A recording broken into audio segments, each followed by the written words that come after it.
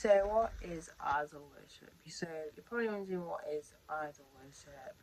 I thought I'd highlight this. So I was reading Habakkuk, book of Habakkuk, on chapter. I've said that completely wrong. I know in my head it sounded wrong. I'm sorry, but I'm reading chapter 2, and near the end of chapter 2, it basically sums up what idol worship is.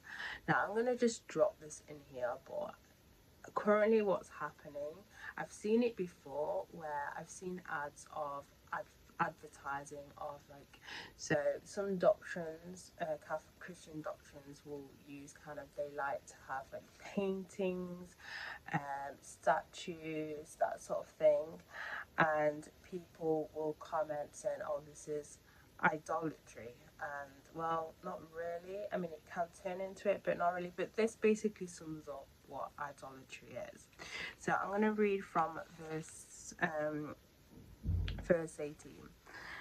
And it says, of what value is an idol carved by a craftsman, or an image that teaches lies? For the one who makes it trusts in his own creation, who makes idols that cannot speak. Woe to him who says to wood, come to life, or to lifeless stone, wake up. Can it give guidance? It is covered with gold and silver, there is no breath in it.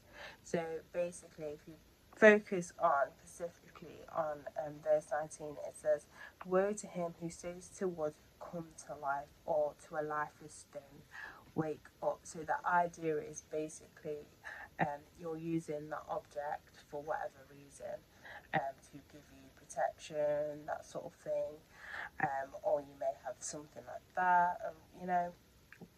So the idea is you're going to an object for wisdom, you're going to an object for guidance. So things like tarot readings, things like crystals, that sort of thing, you're kind of getting wisdom off an object. Well, tarot cards is a bit different, that's more like getting wisdom from the enemy, but that's another story we'll just talk about. So the idea is you're using an object to get the guidance. Now, don't get me wrong,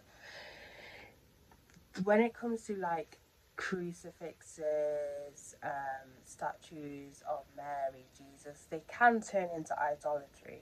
They can turn into idolatry, but their main basis isn't necessarily idolatry. They're used as tools. It's a bit like the rosary. It's used as a tool for prayer.